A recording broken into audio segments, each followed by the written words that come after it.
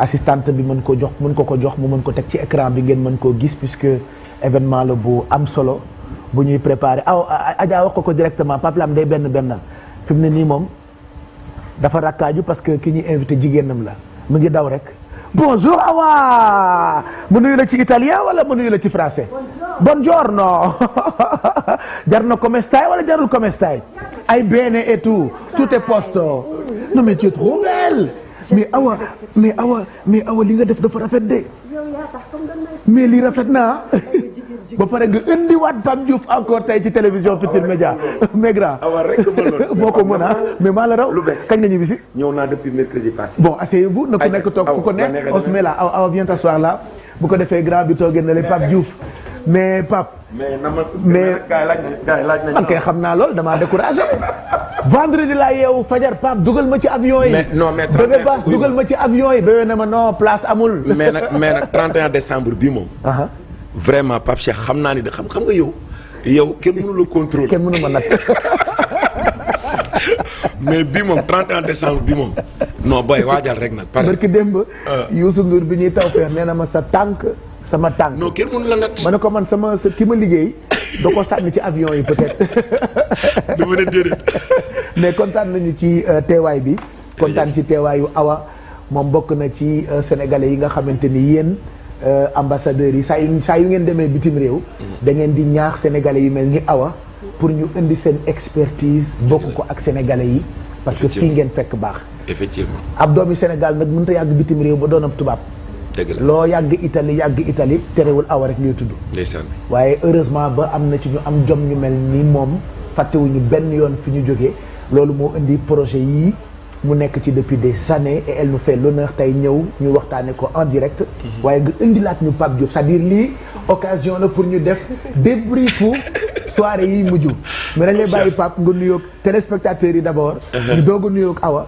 doog a def bilan wu toj nga France maanaam ay guichet fermé man gëj naa gis guichet fermé xaw ma ñaataat gëj naa gis spectacle son et lumière bu ni mel on va en parler dans quelques instants mais ñu bàyyi la nga nuyoo Pape waaw jërëjëf Pape maa ngi lay nuyu bu baax namoon la nag quoi maa la raw leen rek moo ma metti mooy bi ngay def vente aux enchères yi billaahi loolu moom wax bébé dafa jooy non mais man a bes mais lii waroon nañu fekk Sénégal mais ñu lay ñaanal di ci kontaan loolu Pape yow dara jomb la wax dëgg yàlla sa simplicité sa générosité ak li nga liggéeyal Sénégal ci sa mbaax yaatu ubbeeku donc yow damay faral di wax naan dara exeegul ci yow waaw donc vraiment go ahead yow foo jaar rek yoon la comme ni ko xale yi di waxee donc am mbégte lool nag di nuyu waa Sénégal rawatina waa diaspora bi parce que bi may dem suñu tournée bi passé fii laa ñëw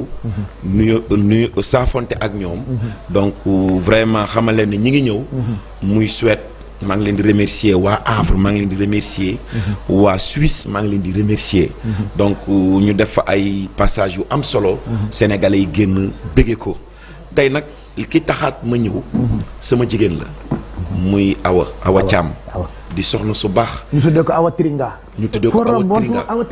Awa Tiringa mooy ñëw tey voilà donc parce que li tax Pape Cheikh tey ma ànd ak moom et puis sawar ànd ak moom damay joxe rek benn anecdote ci Mamadou Konté Africa Fête il a fait beaucoup de choses pour la musique africaine man je me rappelle yàlla dogalul ñu liggéey mais au temps bi ma nekkee Prince Art gisante woon nañu man ak moom ak Alain Texera mu amoon ci man yéene mais malheureusement yàlla dogalu ko yàlla jëlee ko fi bi mu fi jógee ba léegi nag Awa taxawaayu jàmbaar Awa taxawaayu reconnaissance ba turu Tiringa boobu deewul mu dekkil ko donc bi mooy 10e année chaque année mu organiser benn événement bu mag partagé ko nag ak d'autres artistes donc andi ceeg magam grand Guissé Pène que je salue de passage moom it muy koo xamante ni ku mën nitam ku baax donc ren Awa war a organiser 10e année bi mais 10e année bi li ci exceptionnel mooy day rendraale hommage Mamadou Konté Africa Fête waaye li ci gën a nag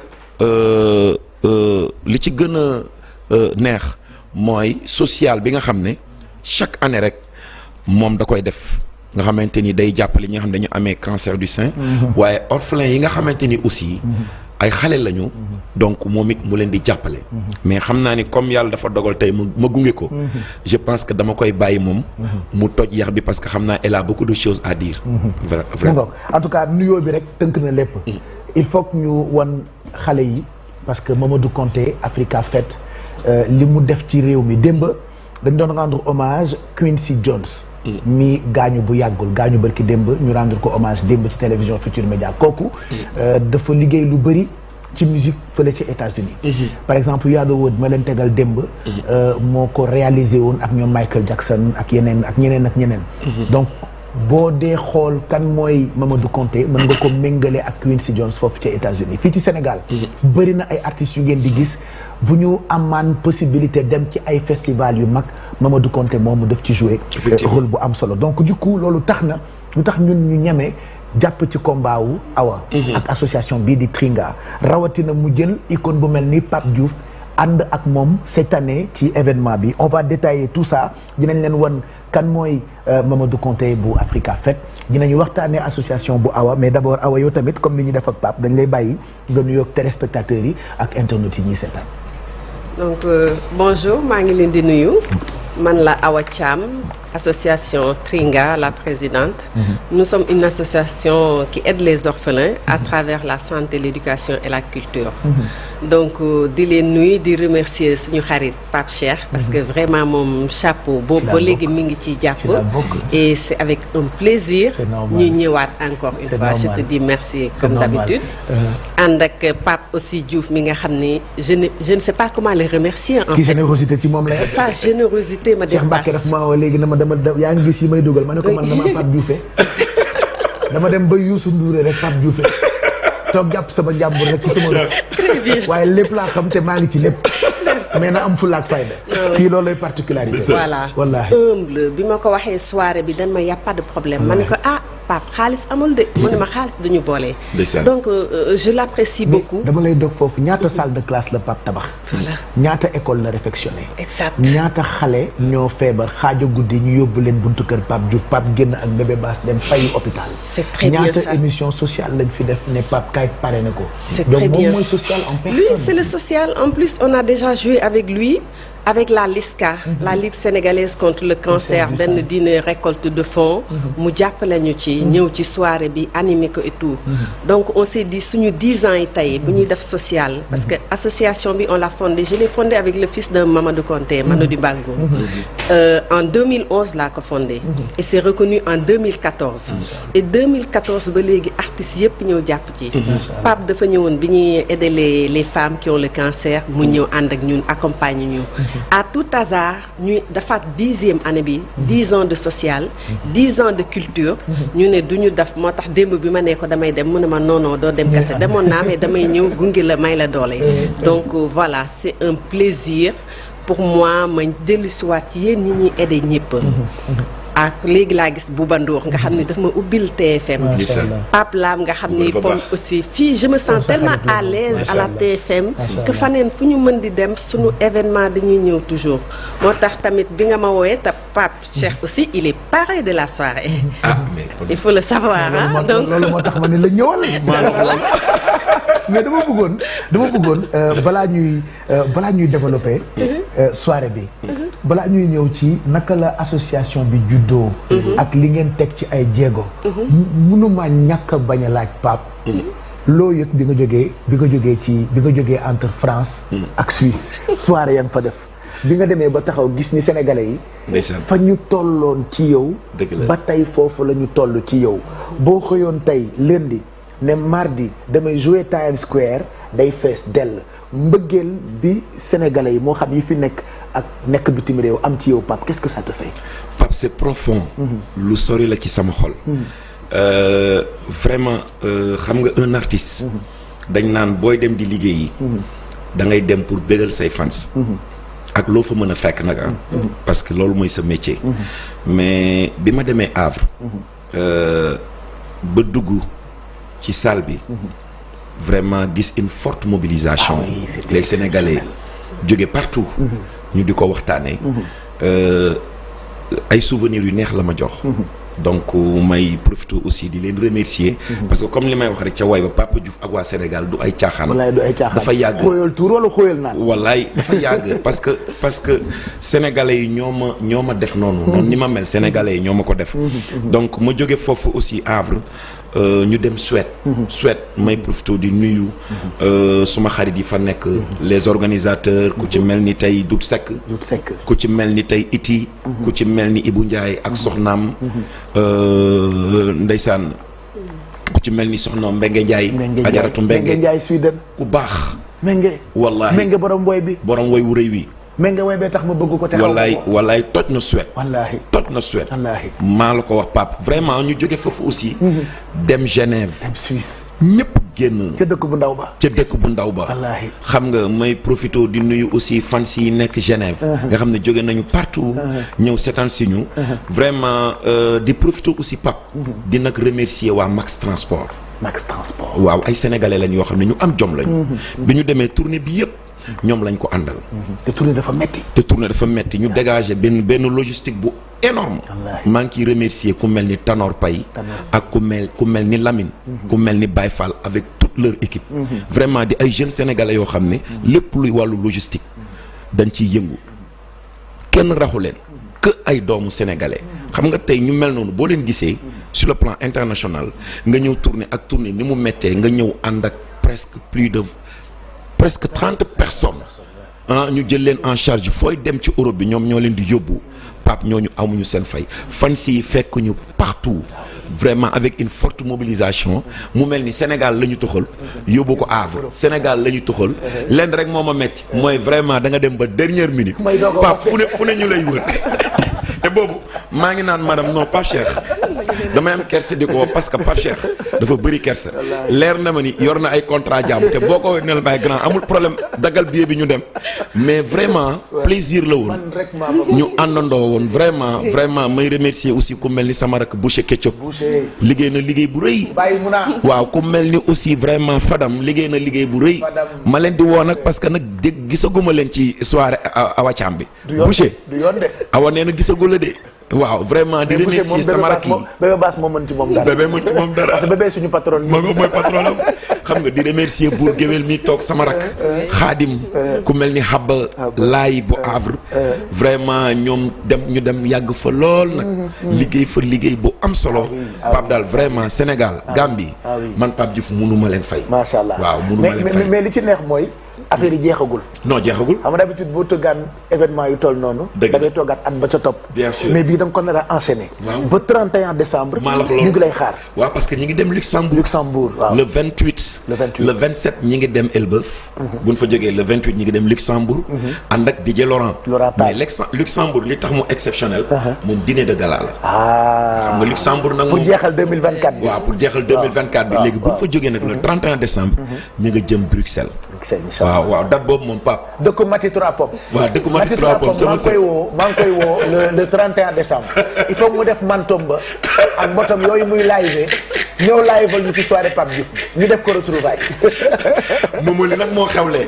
waaw ak Cheikh yi ñoom Bokar ndeysaan ak Issa. di woo nag waa Belgique yëpp. wax dëgg yàlla parce que Belgique aussi gëj naa fa lool. waaw te xam nga donc gars yi. waaw Belgique nag ñi ngi ñëw vraiment wax dëgg yàlla. mu ngo donc loolu mooy date yi. ba tey balaa may ñëw ci yow. damay poser question wu sénégalais yi. barki démb Wally Seck. dafay def conférence de presse. ñu laaj ko ci yow. mu am témoignage bu mu def. ndeysaan. sa réponse ak sa xalaat.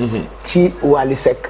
je sais que journaliste yu Sénégal yëpp question boobu la ñuy njëkkante pour ku la ci njëkk a gis poser la ko. ndeysaan mais man maa am exclusivité bi. dëgg la te balaa Pape di ci répondre dama bëgg a dugal publicité. parce que xam naa ni àddunaa ngi xaar réponse su Pape Wally Seck mu ngi jëm moom tamit le 7 décembre. Adidas Arena foofu ca Paris. affiche baa ngi noonu. Wally yàgg na wax ni yaa ko inspiré. dëgg la yaay fansam yow la bëgg mu conférence de presse wax ci yu rëy. yi xale yi naan ay bal. Wally nee na daanaka bokk nga ci artistes yi gën a mag su ma juumul ci Afrique.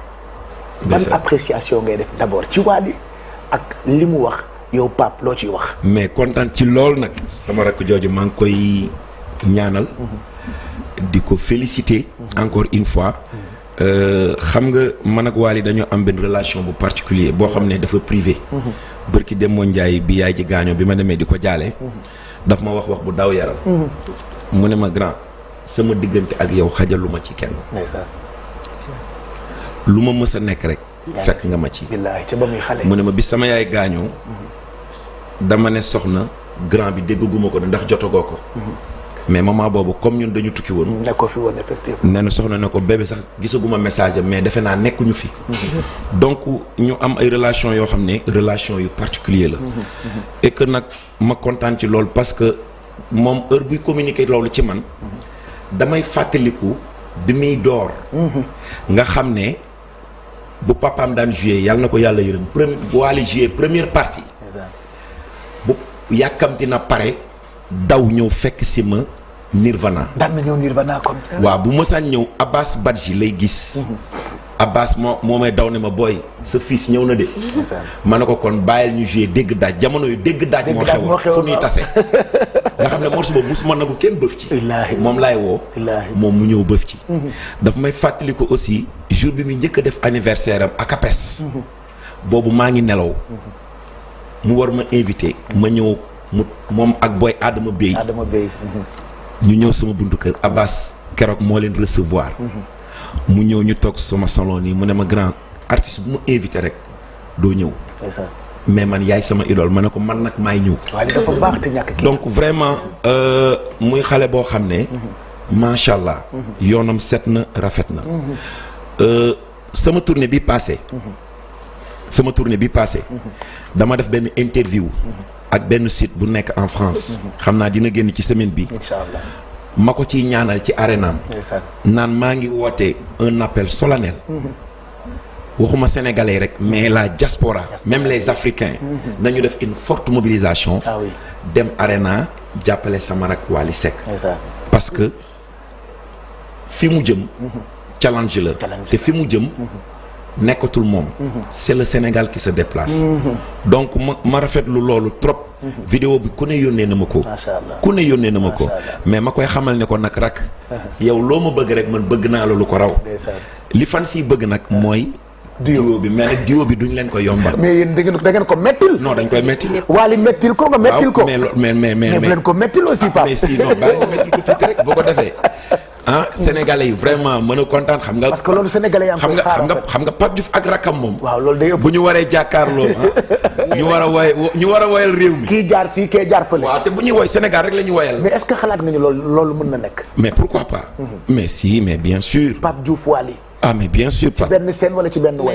non mais bien sûr. macha allah mais bien sûr mais déjà même événement bi ñu jëm le 23 novembre bi.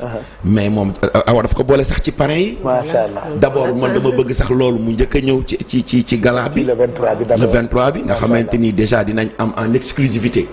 Pape Diouf ak Wally Seck. moom dégg daaj moo ko neexoon. waaw ban woy ci ay woyu Wally moo la gën a neex. man morceau bi yëpp ma neex. franchement. lu mu mës a woy. man neex na ma. macha allah parce que dama koy bégee. macha allah li muy woy daf ma neex trop. donc j'écoute toutes ces chansons. macha allah franchement. macha allah franchement donc loolu moom Pape. promesse la boo xam ne vraiment. promettre nañ ko Sénégalais yi. d'ailleurs bi may préparé di dem Havre journaliste yi ñi ma koy laaj. ma ne leen mais loolu il faut mu am. dafa war a am. waaw mënul ñàkk. loolu moom il faut mu am incha allah. macha allah kon Cheikh Mbacke maa yéene la dama Pape Diouf. wàllu laa rek yox su nga gaay nag góor gi ci ruq bi rek toog jàpp sama njàmbur mais lépp laa yëg. est-ce que xam nga ni est-ce que xam nga ni depuis mu def interview boobu Sénégal journaliste bu ne woo na lii la ñu bëgg yàq naa seen exclusivité merci Pape donc loolu defe naa leer na ci ay réponses maintenant nag ñu ñëw ci association Tringa ku ko dégg xel dem ci Mamadou Konté montre-nous sa photo Pape Samba s'il te plaît boo ko defee ñu won ko xale yi c'est un grand homme de culture il a beaucoup fait pour la musique africaine particulièrement sénégalaise fii Sénégal dañu amoon ay nit yoo xam ne dañu daan jàppale suñu artistes yi Mamadou Konté Manu Dibango Bonkana Maïga y avait Silar production Ibrahima Silla ñun mag ñi peut-être xam nañu leen xam nañu li ñu apporté ci musique sénégalaise bëri na ci à l'époque des artistes yoo xamante ni bu ñu amaan reconnaissance internationale ay Kiné Lam Youssou Ndour ay Mbaye Nder Pape Diouf ñii ñoo fa jaar dañ daan jël suñu artistes yi yóbbu leen produire leen jaay seen ay bande de France def ko ci ay VHS clipal leen ay clip yu bëri seen ay way wër tour du monde def tour du monde plutôt donc moom Mamadou Konté def ci bokkoon comment est née cette association jusqu'à ce que nga collé ci Tringa bi Awa waaw parce que j'ai perdu mes parents donc en tant que orpheline j'ai toujours voulu di def li sama yaay doon def j'ai toujours voulu rendre hommage à ces orphelins là parce que xam naa lan la doon dañu teel a ñàkk sama yaay donc pour man c'était important te da daan def beaucoup de social ma ne li may sentir dama koy def juste à travers les actes sociaux pour perpétuer ce qu'il faisait pour faire la vivre aussi à travers nous ñun ñu ko teel a ñàkk et aussi di def lu baax xëy na loolu moo ko fi fekk parce que loolu la ñu jàngal donc bi Mamadou décédé avec son fils moom it xamuma woon nu may def en tant que neveu parce que en Afrique on parle pas beaucoup lu ñu exprimer wu à travers bu sunu parents yi gaañoo sama yaay elle avait le cancer donc on l'a vécu moo tax ñu defoon soirée boobu avec le cancer duñ la wax dañ lay teg de côté da ngay jooy sa parent rek après basta léegi mani ak manu comment je vais faire nañu fonder association Tringa ñuy aider les orphelins à travers la santé l'éducation et la culture ne ko pour aussi ñu perpétuer li Mamadou doon def nañ ko tuddee Tringa à son honneur à son hommage man quand je la vois je vois Coumba Gawlo à son honneur elle parle comme Coumba Gawlo Awa ni Coumba Gawlo à son honneur et c'est magnifique sama sœur la dañu non seulement dañu niroo mais Coumba sama sœur la vraiment que j'ai marraine aussi d'ailleurs donc ñu ne nanu tuddee Mamadou Konté moo tax depuis 10 ans ñuy def social di def plein de réalisations di dem ci pouponnières yi di dem ay matériaux hôpitaux tout ça ñu ne peut-être on n'a pas de l'argent mais au moins on essaye à participer à l'amélioration des vies des gens parce que même voilà même si c'est un tout petit peu nous sommes contents après 10 ans am nañ réalisation sama neveu bi xëy na moom si ginnaaw lay feeñ avec plein d'autres personnes des jeunes qui sont là avec moi qui m'accompagnent j'ai cette chance là Pape c'est des jeunes yoo xam ne fayuma leen joxuma leen amuma ko mais bénévolement pendant ces 10 ans on a formé on a aidé même bu dee bu ndaw on est content parce que on est derrière de réalisation yooyu yëpp noonu donc loolu moo taxoon ma créer association bi am nañ projet yu bari yoo xam ne war nañ ci jóge à travers l'association loolu moo taxoon aussi introduire le monde de la culture parce que faut dire que Mamadou Konté en France il a fait beaucoup de festivals yoo xam ne da doon jël li mu recette yi daf ko ci acte social donc ça m'a inspiré suñu dîner de gala yi may woo toujours les artistes et heureusement aussi toujours les artistes ont répondu parce que chaque année ak benn chanteur bi ñëw ay frères Guissé Pape et Cheikh ay Ndeer Daaw ñëpp dañuy ñëw en général pour ñuy rappeler moom diggante moom Mamadou Konté dafa jege woon Mamadou Bien sûr, bien sûr. Parce que Africa Fête, tout ça. Parce que l'année dernière, faut rappeler que Mamadou Konté c'est l'initiateur de la fête de la musique avec Jacques Land bi mu ñëwoon Sénégal Tringa. La dem passé loi bi à l'Assemblée nationale en France et on a dit la fête de la musique c'est le 21 juin. Donc c'est l'initiateur Mamadou Konté. moo tax ñu ne comme 10 ans yi nag ni ñu koy tëjee. On fait un hommage à Mamadou Konté parce que la particularité suñu soirée du ñëw rek fecc ñun dañu nekk xëy na di débrouiller wu depuis 10 ans pour faire le social si on prend 2011 c'est beaucoup même plus que 10 ans dañuy def social mais dañuy inviter tamit artistes yi parce que une fois le journal Le Monde a écrit un article il a dit pourquoi on célèbre pas Mamadou Konté donc voilà les artistes c'est le moment de célébrer Mamadou Konté ñu koy wax Youssou Ndour aussi il est parrain parce que gis naa ko oui Tringa ba tey Baba Maal ñoom ñëpp Nder Viviane et les marraines Coumba Gawlo ñëpp dañoo bëggoon pour au moins ñu ñëw rendre hommage à Mamadou ñi ci des suñu bénévoles yi comprendre que c'est pas juste pour danser c'est un moment de culture parce que on est dans un contexte politique boo xam ne ñu ngi ci campagne bi c'est pas facile pour nous d'organiser un événement mais il faut se dire après la campagne nous on est là en tant qu'association pour essayer au moins d'apaiser les cœurs on se rassemble ñun ñëpp pour que tous les politiciens politiciens, on a besoin de ça. toutes les autorités. On a besoin de ñu ça. ñëw xam ne du moment ñëw fecc rek moment fecc bokk na ci. parce que la culture est vaste. et la culture, il y a une industrie culturelle. ça développe un pays. donc on est là pour la culture. on est là pour le social. on est là pour Mamadou Konté. ñoom ñëpp ñu accompagner ñu ci que ce soit les artistes. les autorités les plasticiens et tout le monde. et puis surtout que le combat est noble maa ngi wax léegi ak Adja Touré doomu Madiodio Ñing nga xam ni yaayam artiste bu mag la woon bokk na aussi ci artistes yi Mamadou Konté daan jàppale suma sœur ngeen baal ma cancer moo ko rey par exemple donc bërki démb Wally Seck mu ngi expliqué ne bëri na ay mbokkam yoo xamante ni nettaliwuma leen ko maara day taali cancer moo leen rey bëri ngeen ci am ay mbokk yoo xamante ni ñu ngi dund cancer bi mais malheureusement amuñu sax moyen pour faju donc le combat est tellement noble moo tax ñëpp ci war a ñëw jàpp nii Pape Diouf jàppee ci bénévolement man ma jàpp ci ak télévision Futurs Médias de façon bénévole Awa ak ñi mu àndal di ci jàpp kenn ku ci nekk war na ñëw taxaw àndandoo ak yéen pour célébrer. Alors, quel sera le programme de cet événement?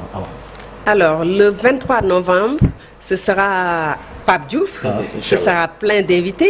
Je peux dire, ce sera, m'a donné une petite exclusivité. joxeel tuuti rek bu ko defee man su may ñëw ma def sama délégation ànd ak Adama Bey ànd ak Zeyna comme man ñoom ñaar ñooy sama sponsor officiel léegi Adama Bey gauche Zeyna droite voilà ñu ngi koy nuyu moom Adama Bey nuyu aussi Adama nit ku baax la sama rak la nit ku baax la waaw sama rak ju baax la wallaahi bu am respect wallaahi maa ngi fàttaliku bi ñuy def Bercy 2018 mu ñëwoon gunge si ma bi ñu paree le lendemain man moom ak Makhtar Diop suba teel kër Pape Samba la ñu añee. macha allah maa ngi ñi ngi bërki dem rek la ma Pape Samba di yónnee photo yi. wallaahi rek maa ngi lay bëggee. non maa ngi lay bëggee di bëggee madame. non mais te Pape Samba nee na bërki dem rek la yónnee photo yi. non keroog rek maa ngi koy fàttali. dañu nekk ay classe de guerre. à l'époque Adama Bey. Zalmané Adama Bey taxawaayam c'est-à-dire du léegi rek lay taxaw mais yàgg na ci taxawu bi donc des personnalités comme lui. ñu ngi leen di woo ci événement bi donc am na surprise wala exclusivité. boo doon waaj a dugal. voilà donc y a Mahou d'ailleurs que may nuyu. bi may wax ak kii fi Pape Diouf rek mu ne ma Sidi Diop dina ñëw. mu ne ma boobu moom dama la koy indil. kooku sunu doom la. waa sunu doom ju baax la vraiment nee na dina ñëw voilà dina ñëw. ak yeneen surprise yu may préparé. donc événement de culture la. événement de bienfaisance la. événement de rassembler la parce que ñun ñëpp ñoo bokk Sénégal aussi. après la pluie le beau temps. donc am na Sénégal temps bu mu metti woon.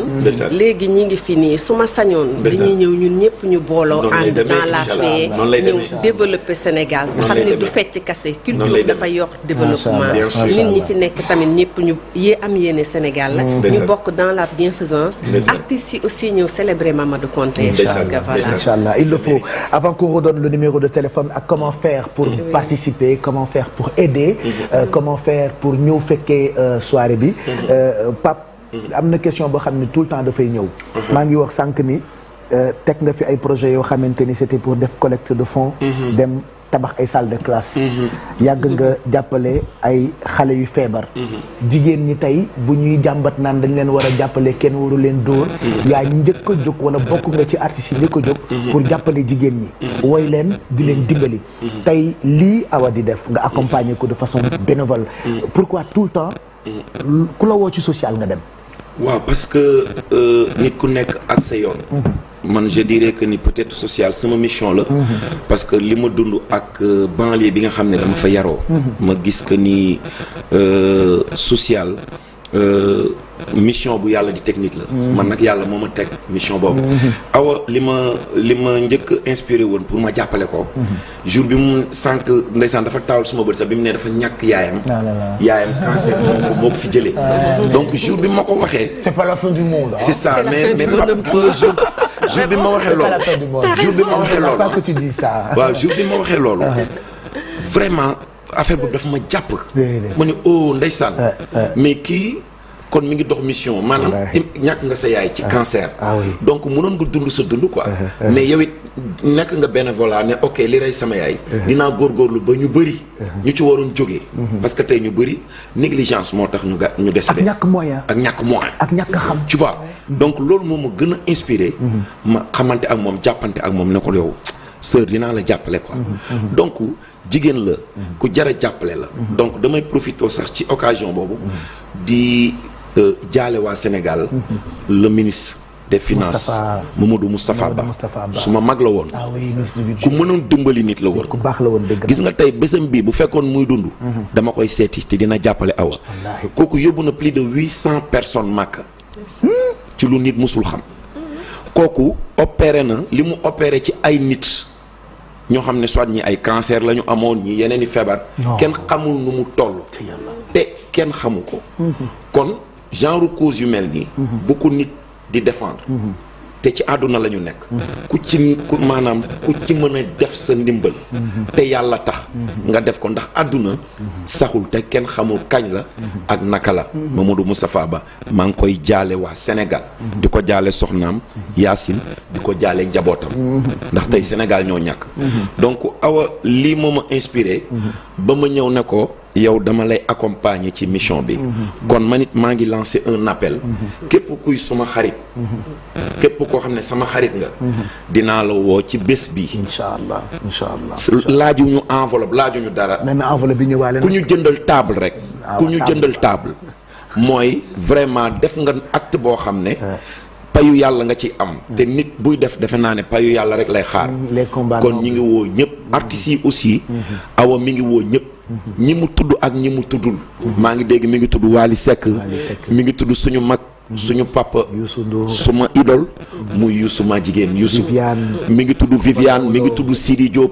donc ñi ngi woo artistes yëpp. Alioune Mbaye Nder Fallou Dieng. parce que Mamadou Konté. ñëpp la jàppale.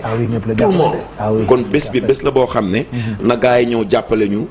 jënd ci table yi. man moom Awa nee naa ko jox ma bu doon benn 10 table. ma wër samay géer. ak samay xarit. yow de sans géer nga dem. waaw gis nga ko. avec géer nga dem sans géer nga dem. maa ko wax de sans géer mu dem.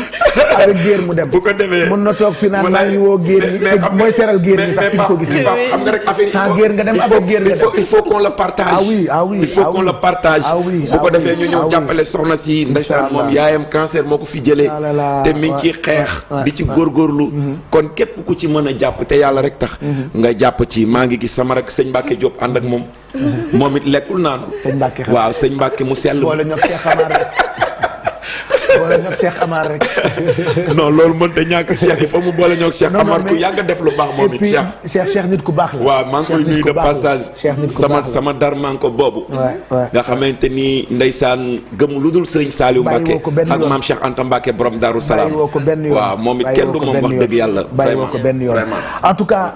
Merry Beye ak Toch dañ ñoo fekk si mën nañu bokkaale ci waxtaan bi en attendant ngeen di ñu wax li xew biir internet xam naa ni coow li Amérique la ëppee ci Trump mi nekkaat président ñu ngi koy féliciter et voilà parler de ce genre de combat dafa am solo parce que léegi on se rend compte que nit ñi am nañu liberté ak courage di wax seen cancer xeetu tawat la yoo xamante ni à l'époque nit ñi daaw ñu ko ñemee wax waaye ñun heureusement am nañu courage bu toor ni di ko waxtaanee ba nit ñi am liberté wu di ko waxtaanee tey da ngay gis ko am cancer mën nañoo toog ni am naa cancer. bu njëkkoon xeetu feebar yooyu dañ ko tuddee woon ay feebar bu mag bi daal di stigmatiser la plupart de ñi nga xamante ne ñoo ko am mais jombul kenn. ça n'arrive pas qu'aux autres. yàlla nañ ci yàlla musal waaye ñi ko am itam mën nañ cee wér lu ci mel ni cancer du sein. mammographie cher na y a des associations comme bu Awa Liska itam mu ngi fi ñun ñi ngi fi ba tey suñu combat la te dañu koy porter à tout moment. mais en parler dafa baax parce que dafay permettre malade bi bu ko njaqare wala bu ko dara dalee kenn bañ koo daw feebar la comme yeneen feebar yi. Pape bi nga xamante ne moo nekk ci plateau bi ak la jolie dame maa ngi lay fay bu baax tout le temps dama leen di retrouver les deux Pape comme ni ma leen di woowee. tu sais qu'il s'appelle Pape Cheikh aussi. oui bien sûr xanaa déggoo chaque fois. oui Toch xamul loolu fekkee. non Toch man duma n'importe qui de. Pape Cheikh Diouf Pape Cheikh Diallo. est-ce que xam nga lan fois soo leen fekkee ci plateau bi je vous dis les deux Pape. waxuma sax waxu kal bi de mais ñaari Pape Cheikh. ñaari Pape Cheikh. déggoo ñaari Toch amul. ñaari Aba amul. Pape Cheikh artiste animateur. et tàccu leen ñaari Pape Cheikh. xam nga tur Pape Cheikh yombul. yombul en plus. déedéet yombul ba pare sant Diouf. Diouf de sama bos. Diouf moom sa intérêt fi mu ne yow sa intérêt yow nitu intérêt nga. yow nitu intérêt nga ndekete. mi ngi noonu Pape mu gannaaw bi ma leen nuyoo nag mu nekk aussi sujet boo xamante ne c'est un sujet bu ñu mat a waxtaan. te nekkatul tabou tout le monde en parle. voilà nekkatul tabou te lii dame bi wax aussi daf ma touché trop parce que man tamit au sein de ma famille. laal nañu donc j'ai vécu comme on dit. En live en fait li feebar bi di def autant sur le plan psychologique autant sur le plan physique et c'est très très très dur am na ay matuwaay yoo xamante ne mi ngi fii mais il faut aussi que ñu insister man je le demande sur la prise en charge psychiatrique sur la prise en charge psychologique de la personne parce que au-delà de la maladie ça te détruit mentalement ak loo mënti am doole dina la impacter donc ñu laaj aussi famille yi ñu daal di taxaw ñu daal di soutenir ñi nga xamante ne ñoom ñooy parce que ñoom rek ñoom ñoo mën a may assez de force à la personne et di remercier aussi sorte d'initiative yi ñoom LISCA am na tamit association Kinsiba de plus en plus association yaa ngi jóg de plus en plus ñu ngi xeex affaire bi di ci def ay gëstu di ci def ay séminaire di ci def ay voilà ay ndaje te aussi Pape je trouve qu'on n'en parle pas beaucoup et on est au mois de novembre mais on a le novembre bleu c'est le cancer de la prostate des hommes parce qu'on parle beaucoup de cancer bu ñu nee cancer rek sein la ñuy xalaat femme mais xoolal nu mu toppante octobre rose novembre bleu féppay cancer voilà mi ngi noonu waaw non féppay cancer du sein gorge léppay cancer donc novembre on est au mois de novembre c'est aussi le novembre bleu on va en parler tout à l'heure donc il faut aussi que ñu jàppale aussi xale yu góor ñooñu ñu jigéen ñun ñëpp ñu jóg mambandoo la ñu wax la mankondo manko boo ko xamul bu ko wax manko bàyyi leen di wax di laajte manko bàyyi leen di wax nuñ koy waxeeti ci wolof waaw boo ko xamul di laajte loo koy waxee bu bëree nationalité ah non sénégalais dafa ñeme nan lañ koy waxeeti sax ah non arrêtez-moi ça arrêtez-moi ces histoires là loo xamul luñ koy waxee bu ci dugg bàyyi ma passe la parole à toi voilà moo gën a rafet waaw dañ leen di nuyu bu baax a baax rek di leen jaajëfal les deux Pape Cheikh au carré merci di kontaan bu baax a baax di nuyu grand Pape Diouf bu baax a baax di ko wax ni nag fan yi am na lu xew parce que léegi-léegi maa ngi suivre ñu naan Wally Seck yow yaa nekkoon idolam mais pas mal de jeunes yi nga xamante ni ñoo nekk ci art bi instant bi ku ci mel ni El Hadj Keita fan yi am na sa son bu mu reprendre di ko wayantu nii mais tey fan yi mooy def buzz yi li nga xamante ni mooy TikTok bi fan yi yëpp xale yi moom lañuy jëlaat di ko TikTok bu ñu ko mënee xool ñu xoolaat ko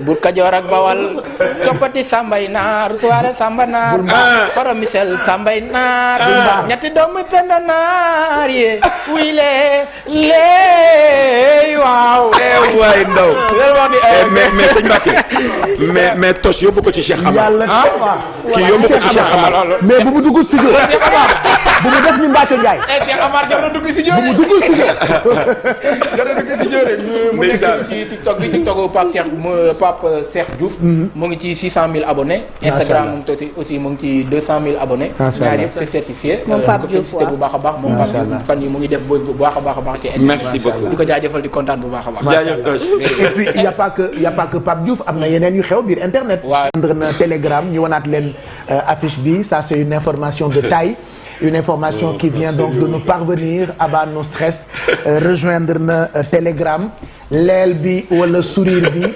loolu la ñëpp yi laaj dina ci tontu xam naa dans la semaine mais Mami Thiam xamee ko noonu Abba No Stress rejoindre na Telegram voilà di information de taille ngeen am ko en exclusivité ci Midi Plus am naa itam information boo xam ne mu ngi concerné suma doom Vigie mu ngi jëm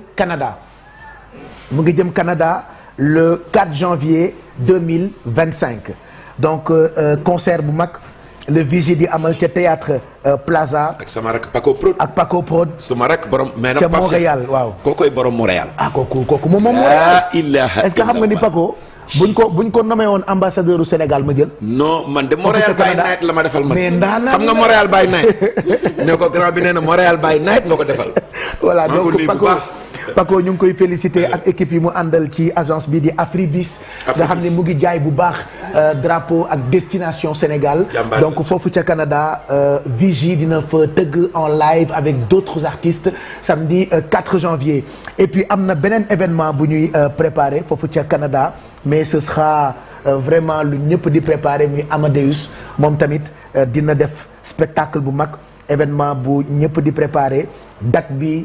ak comment ça se passera on vous donnera toutes les informations ci télévision Futur Média ce sera un événement boo xam ni dinañ ci ànd ak waa Afribis donc Amadeus qui cartonne qui a beaucoup de talent dina nekk foofu nga xamante ni mooy Canada ñu ndokkeel bu baax Awa Diop Ndiaye.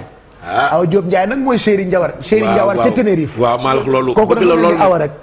di dimbali. waaw xale yi nga xamante ni ñooy dugg Tenerife. wallaay xale yi nga xamante ni ñi ngi dugg si gaal yi. billaahi. képp ku fa ñëw. am ay tolof. wallaahi Awa moom la ñuy woo moo lay jàppale. Awa Diop Ndiaye. muy ku mën a def aussi awa social. waaw mu nga dëkk Tenerife mi ngi tudd Awa Diop Ndiaye. Awa Diop Ndiaye Chéri Ndiawar ku baax ba pare nag daf la bëgg lool. ah oui moo tax ma koy bëggee. waaw da la bëgg Awa moo tax ma koy bëggee. Pape mi ngi lay bëggee. Awa Diop Ndiaye léegi nag man ci assemblée bi ci élection yi dama am sama candidat bopp xam nga newoon naa leen transhumé naa ndax pa bu toll ni man mag du xeex ak nguur léegi maa ngi ci Ousmane man daal bokk naa ci Ousmane bu ne weex na ma ni tàll Ousmane bu ne ñuul na ma ni kukk Ousmane bu ne xonk na ma ni coy. waa gis nga. président bu rafet bu jeune bi féete xale borom trait militaire bi barki démb bi mu jaabantee fiit yëpp a naaw kooku moo yore réew mi muy président Bassirou Diomaye Faye benn première dame laa am Anna Diamanka la tudd donc ñoom ñëpp maa ngi leen di nuyu waaye ci wet gi dama am samay candidat ñoom Bougane nag ñoom seen dama ci am benn candidat boo xamante ni mooy Modou Coumba Ndour. waaw Modou Coumba Ndour nag sama candidat la. man dama bokk ci sénégalais yi nga xam ni dañuy suivre ay live am. dañuy suivre ay vidéo am moom rek la ñuy topp ci TikTok bi. donc Modou Coumba Ndour. mooy borom coalition ay jàngat yu am solo. lay def ci réseau yi Modou Coumba Ndour moom c'est le candidat des artistes. mais mooy suñu candidat. mooy seen candidat yéen waaw. xam nga Modou Coumba bu ko neexee da ngay toog moom léegi mu arrangé benn morceau. ah oui. vraiment ba pare nag il est pertinent. et puis le sang ne ment pas. non le sang Ndour la sant. Ndour la sant Youssou Ndour la bokkal. mais frère grand bi la. je te jure moom mooy borom coalition Sénégal. wallaahi et Modou ñu ngi lay nuyu ah. Modou Coumba artistes yëpp nag ñu ngi lay bëggee. ñu ngi lay jàppale. macha allah am itam sama beneen jigéen boo xam ne suma rakk la. di Penda Thioune. nga miin ko lool kooku nag moom sama rakk la. moom boo ko fekkee Espagne xam ni jàmbaare mais kooku mooy borom Las Palmas. Penda ndeysaan doomu ndeyu xaali Thioune. xaali Thioune artiste wallaahi. di sama rakk di sama jigéen. ñu yàgg lool nag. wallaahi et Pendis hermano. maa ngi lay nuyu hermano. Pendita. Herman Thioune. waaw Herman Thioune. voilà donc ñoom ñëpp ñu ngi leen di ziar dañu mel ni Awa rek. ndeysaan nekk bitim réew mais fàttewuñu benn yoon. wallaay ndeysaan picc nga ca kaw waaye xel maa ngi ci suuf. ndeysaan damay gërëm ku mel ni Guissé Pène. ndeysaan ndax daf la soutenir. jar a gërëm. te man dama bokk ci njabootu Guissé Pène. baax on ne se voit pas tout le temps. mais gis nga am na jamono yoo xamante ni. mag Guissé Pène dafa mel ni njabootu kanaara. mais noonu foo séenee Guissé Pène rek. wallaay am na benn xale bu boobu bëree gàtt. ndeysaan man la woon maay nekk ci wetam. ndeysaan grand place au grand place. bu Guissé demee Fass ma dem Fass. ndeysaan bu Guissé demee France ma dem France. ndeysaan Guissé daal man maa ko mus a gënal ñëpp. ndeysaan donc tey su ma gisee ni combat bii daf ci jàpp pendant des années. tu n'es pas la seule. de Youssou Ndour à beaucoup d'artistes qui sont là. depuis jamonoy association des métiers de la musique. depuis jamonoy Mamadou Konté. Guissé dafa jouer rôle bu am solo waxuma ci musique rek mais ci culture sénégalaise. monument la ku jar a rendre hommage la. monument la yàlla na gudd fan. Guissé Pène Guissé Pène. monument la ba pare nag di ñu défendre nous les artistes. ah oui il a défendu Guissé tout le monde. institution bu mu dem. ah oui ministère bu mu dem. kilifa bu mu toog. crédible moom fàtte na boppam. crédible fàtte na boppam. moom li ko ñor. mooy maanaam soxla artistes yi. Awa mi su ma xamante ak moom. si Guissé la jaar. il est comme ça. man sama confident la suma conseil la. suma mag la. daf may support di ma conseil di ma jàppale. vraiment grand Guissé yow yàlla lañ lay ñaanal rek. yow yàlla rek lañ lay bàyyi. yàlla rek moo ko mën a fay quoi. parce que c'est quelqu'un qui a beaucoup fait. man bëri na ci ay concepts yoo xamante ni ci ay télévision def naa ko télé ya am ca ndam ma bàyyi ko ca télé ya. moom laa ci yàgg liggéey. wallaay ndeysaan wallaay donc on l'encourage. parce que bokk na quand même ci Sénégalais yi yàgg jàpp sa combat Awa. non man j'ai eu la chance. de le connaître. depuis lors daf ma adopté xaw ma maa ko adopté xaw ma moom adopté. on est toujours ensemble. il est généreux. c'est un peu comme l'esprit Mamadou. il fait partie des gens yoo xam ne dañu bëgg art. ils s'attendent pas à l'argent ou quelque chose. ils sont passionnés de ce qu'ils font. donc man bu ma ko xamee ba léegi ci biir Tringa la bokk. lépp lu may def moo may conseiller. y a pas un jour même quand je suis en Italie. que ça passe pas mu woo ma laaj ma ci loo nekk ak yooyu yëpp.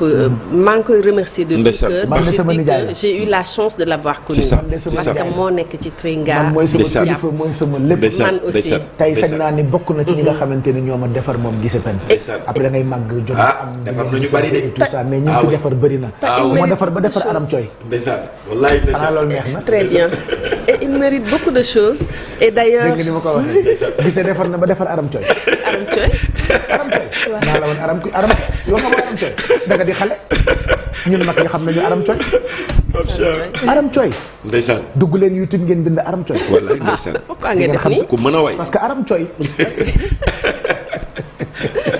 Aram sama xarit la elle est trop belle. je parle de nii et de Aram je parle de Aram Coy mu ngoog léegi itam sa jigéen Viviane mu ngi waaj a dem ci benn award si week-end bii dañu ko nominé waat comme ni ñu ko nominé daaw comme d'habitude mu dem jël trophée indi ko comme d'habitude dañu ko nominé waat week-end bii comme d'habitude dafay dellu États-Unis New Jersey pour dem ci awards yooyu mais Viviane xam nga moom comme ni ma koy waxee rek heure bu ñu gisee nee naa ko yow référence nga pas Sénégal mais référence la ci Afrique donc Viviane maanaam dafa am benn qualité bu nekk ci moom mooy la simplicité elle est trop simple donc ba pare mën métier nag teg ci polyvalente mën ci bii boor. mais seen duo yéen ñaar dina neex de. non mais man moom. nga war a mbaar mu njolli. waaw non Pape ñi ma war a diwul nag bari na nag. mais ba di nga am jot bi. en fait man sama diw ak Viviane. bébé moo ko bëgg. billaay moom loolu suwee. bébé dafa bëgg Viviane. chaque jour mu ne ma mais pas loo def te diwoo ak Viviane defoo dara. ma ne ko waa amul problème donc vraiment donc ñu ngi koy ñaanal. vraiment Viviane mu dem ci jàmm. amiin amiin jëli award bi ci jàmm ñëwaat fekk si ñu fi si jàmm. miin nañ ko ci moom. waaw miin nañ ko ci moom. waaw Viviane moom. award moom miin nañ ko ci moom. waaw donc noonu la carrière am bindoo. macha allah ci kaw ci kanam rek ci lu baax quoi. franchement donc rendez-vous ce week-end à New York ak Viviane Chidid léegi nag ñu won leen affiche su événement bi li ñu tax a toog tey ci Midi Plus bi balaa ñuy tàggatoo ak yéen. am na ñu bëri ñu papoo pour ñu jënd table. Adama Bey confirmé na ni dafay jënd table. macha allah ak soxnaam madame Bey Zeyna. loolu du ko nag bulet. yeneen kilifa yoo xam ni confirmé nañu pour jënd table incha allah. docteur Diallo. maa ngi koy woo. docteur Diallo. di sama xarit. di koo xam ne. ku mën a def lu baax la. docteur Diallo. maa ngi koy woo pour mu jàpp ci bés bi. macha allah maa ngi woo suma xarit monsieur Magas. maa ngi koy woo pour mu jàpp ci bés bi. te Pape ay xarit yu raar lay am. waaw ay Magas moom ay xaritam ak ñi muy way. walaay doo mos a dégg kenn way leen. waaw ku baax da nga jékki-jékki rek dégg mu ne la. Magas Pape Cheikh c'est un. wala monsieur Magas ay nit yu raar c'est un grand monsieur. macha allah c'est un Guinéen mais ku dëkk Sénégal bëgg Sénégal. monsieur Magas ku mën a def lu baax monsieur Magas maa ngi koy woo ci bés bi. maa ngi woo suma mag Ablaye Ndiaye Ngalgu. ku baax. le grand politique. waaw ku baax a baax. grand Baba Ndiaye. doomu yaay Babacar Ndene. moom it maa ngi koy woo. ci bés bi. maa ngi woo Saliou Gaucher. sama rakk sama xarit. waaw Saliou Gaucher. Gaucher mooy Saliou. maa ngi koy woo Gaucher mooy Saliou. déjà ci bés bi. mu mën a jënd ci table te xam naa ne dina ci jënd. incha allah waaw maa ngi woo aussi sama beneen rakk. ñu naan ko Pape Seck Touba Couture. ñoom it ñu mën a ñëw jàpp ci bés bi. jënd ci table yi. maa ngi woo sama xarit Abbas Diadio. borom Gambia. Abbas mu Aïda Samb. Abbas mu faatu. di sama xarit di sama rakk moom it. mu jàpp ci bés bi maa ngi woo sama xarit Moustapha Bitey. Moustapha Bitey borom Nioro. moom it maa ngi koy woo vraiment mu jàpp ci bés bi. ñi daal ay sama xarit lañ yoo xam ne Pape pour l'instant ñoo nekk sax sama xel. mais maa ngi aussi sama beneen rakk bu ñuy wax Mayakor Diouf sama rakk la. macha allah waaw muy xale bu baax moom keroog dama ko war rek mu ne ma grand. jënd naa benn table avant tout. macha allah donc vraiment daal bés bi suñu bés la ñun Awa. dinañ ci taqrib. macha allah waaw incha allah. géwél yu mel ni Sala bi gën a toog leen bu leen ñëw. parce que ñiy jënd table rek la ñu woo. Sala ngi toog di xaar ku ko woo Sala bii nga Njaay Gambeen yow toogal rek. toogal sa kër bu soirée bi jeexee. dinaa ànd ak Awa. Pape ñu ñëw seet si la. Pape mais pour soirée bi moom yow garaawul. Pape xam nga ne kooku nag fu ma nekk. xam naa ko su ma nekkee gauche. faaw mu nekk waaye day sama ñëw droite ñi jënd table jënd kàddoom xam naa ko. Sala Bigué Ndiaye le grand communicateur traditionnel. wallaay mais ñu ngi remercier Adama Bey bu baax. Adama Bey nit ku baax waaw Ada ñu ngi lay remercier bu baax a baax. macha allah lii du ma ne gulet yàgg nga ko def. borom AB Corporation. waaw yow yaay borom jëf ju rëy ji. macha allah te néewi wax. macha allah rek kontaan naa trop. macha allah yàlla guddal sa fan. amiin maa ngi woo aussi Fallou Lo gaynde kokki waa jàngoobu. barke borom Touba waaye la ma joxoon daaw jeex na. maa la ko wax de. invité naa la fi daaw Fallou teral ma. wallaay ndeysaan. defe naa 2 jours laa ci teg xaalis ba jeex. kooku te Fallou tollanteegul. koo koy jàmbaaru kokki maa ngi koy woo moom it. Cheikh déggoo ma de. ndeysaan. Fallou ndeysaan maa ngi woo sama rakk Malick Naar bu Amina Poté. waa jàngoogu nag. barke borom Touba. kooku moom bu ñëwee mel ni na ñëpp a ñëw. barke Serigne Bamba xam nga nu mu def Havre. Havre ngay wax. Havre 3 millions la yónnee. jënd ko ay billets may ko les étudiants. man xam nga lu mu dëkk ak man. $1000 yu dakkul. ndeysaan. ay 1000 yu dakkul rek. barke borom Touba $1000 yu dakkul. chéri Amina Poté. sama waa jàngoog doomu yaay Ketchup. Malick Naar. donc Awa merci. association tamit fàttewuma ko bàyyi Zeyna. waaw Bouba est-ce que dina jënd table. Bouba non Bouba mooy jënd maa ngi woo Badara Gadiaga. am na fitu ñëw nag. Badara Gadiaga maa ngi koy woo am na fitu ñëw. waaw ne ma pap fayal ma table bi. non Bouba am na Bouba garmi la du def loolu mukk. Bouba maa ngi lay woo ci bés bi. maa ngi woo sama rak Badara Gadiaga. nit ku baax waaw xale bu am jom. ah oui Badara ki dem moo Njaay la def ak man teraanga. kookoy Paa Gulu Gulu. man mbaa xam ngeen ni dàll bu seer bu ma sol ay édition limitée 1000 et quelques euros Badara ko jënd jox ma. ndeysaan nit ku baax la. ndeysaan Paa Gulu Gulu. ndeysaan moom xam naa dina jënd table. maa la ko wax. mais il faut Awa nga fàttaliwaat ñiy seetaan balaa ñuy tàggatoo. numéro bi nga xamee ni ci la ñu mën a woote pour réserver pour jënd table pour jàpp ci combat bi pour fekkee événement wu 23 novembre bi.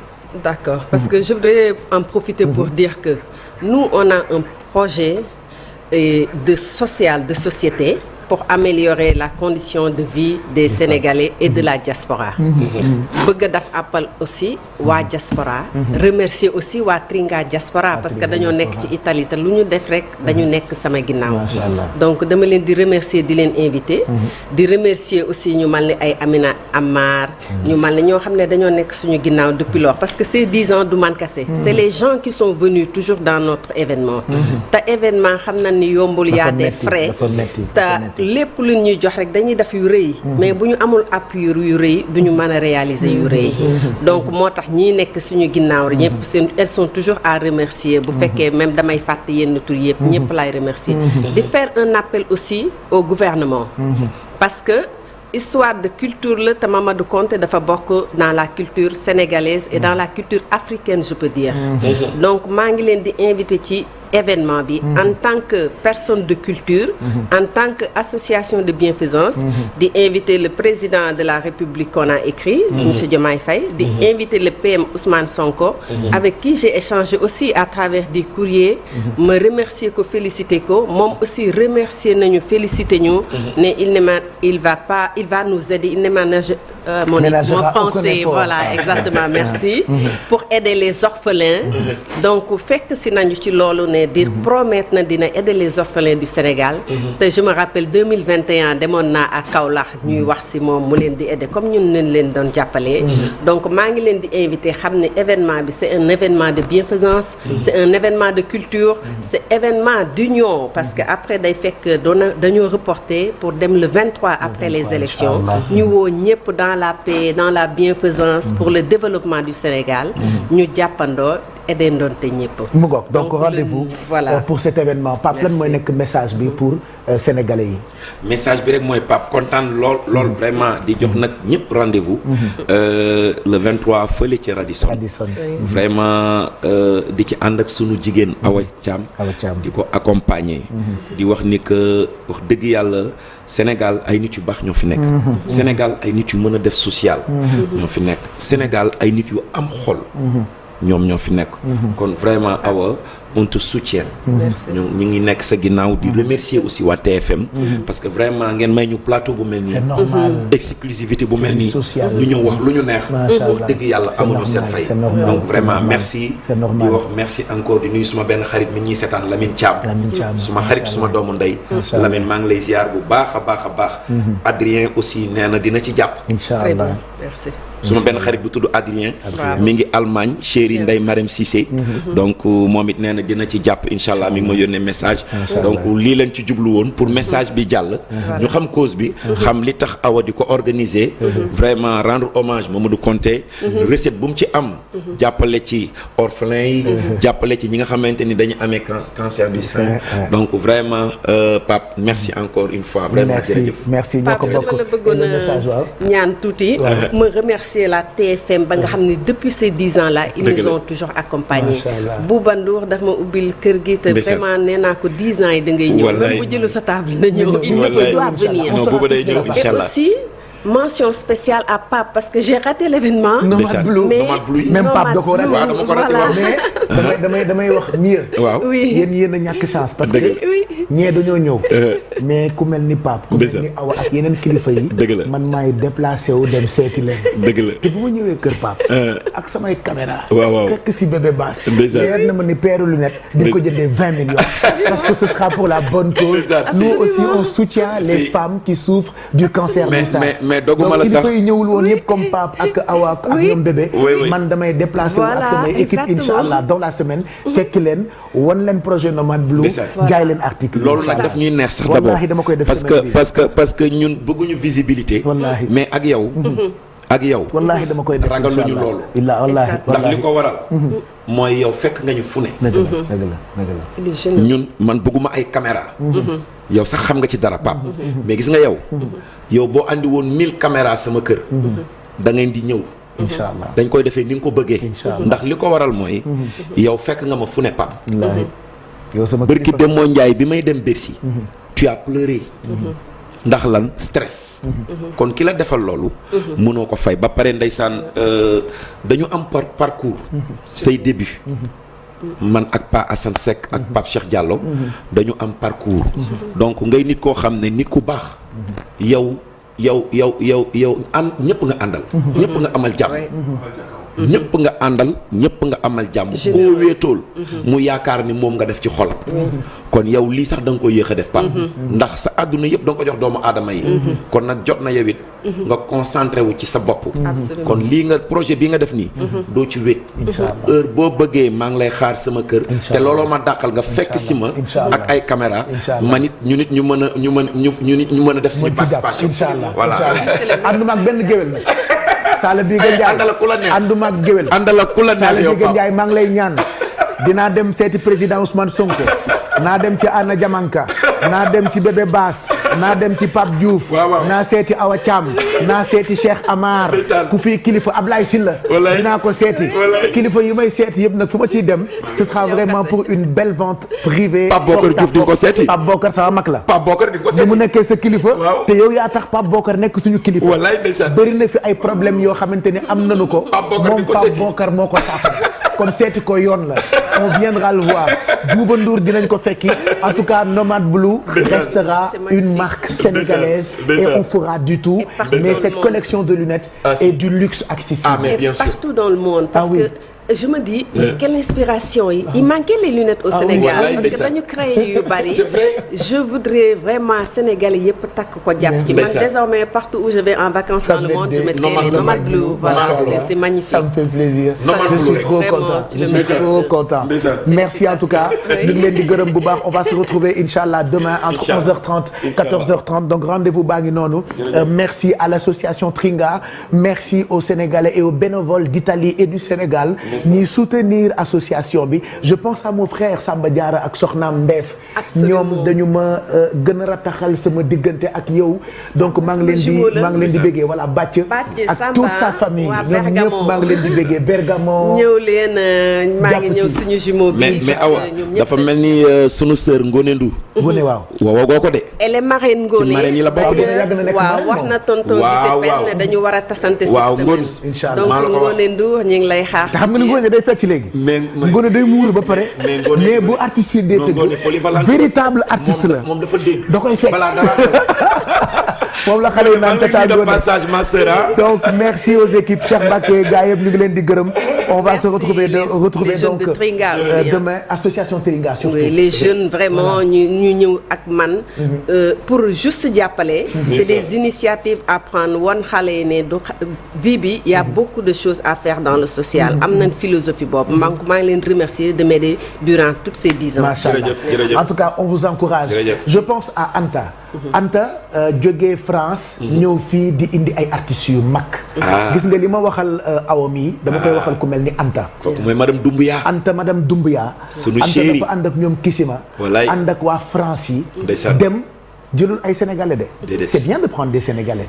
mais dafay jël ñoo xam ne ñun sénégalais yi yaakaaroon nañu ne jamono du dox. ndeysaan ba daju ñëw Sénégal. wallaay jamono du dox ba tayit ñëw Sénégal. jamono du dox ba star yi ñuy dégg. ñëw fii di fi tëgg. bu ñu amee possibilité boobu c'est grâce à des personnes à des gens. yoo xamante ni dañoo mel ni Anta. ñëw indi fi ñooñu donc Anta ñu ngi koy gërëm bu baax. am loolu mu def et on remercie toute cette communauté sénégalaise. mais sénégalais. Anta Doumbouya ko am Sénégal ñu bokk wallaay ndeysaan ndax sénégalais day roy ba dàq am na ci ñoo xamante ni Moodu lu ñu tudd sant Diallo ñu kukk yàgg France foog ni ay nit ñu weex lañu ndeysaan fàtte seen réew boo leen ne Sénégal sax bu ñu bëggee pini seen ay doom sax dañ naan tamino blé da mel ni Sénégal kaso la Anta bokk ci bëgg sa réew nag weesuwul nga ànd ak ay doomi Sénégal ànd ak ay ñoom Kisima ak des partenaires pour organiser cet événement donc Anta viendra nous voir elle aussi comme Awa cette semaine ci plateau bi pour qu'on parle de li nga xamante ni maa ngi koy nuyu de passage pa Anta moom mu yóbboon maison de la mutualité le 31 décembre daaw bu le passé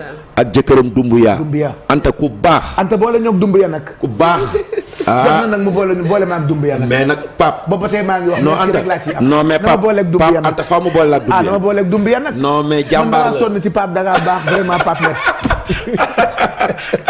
merci à tous bon appétit et à demain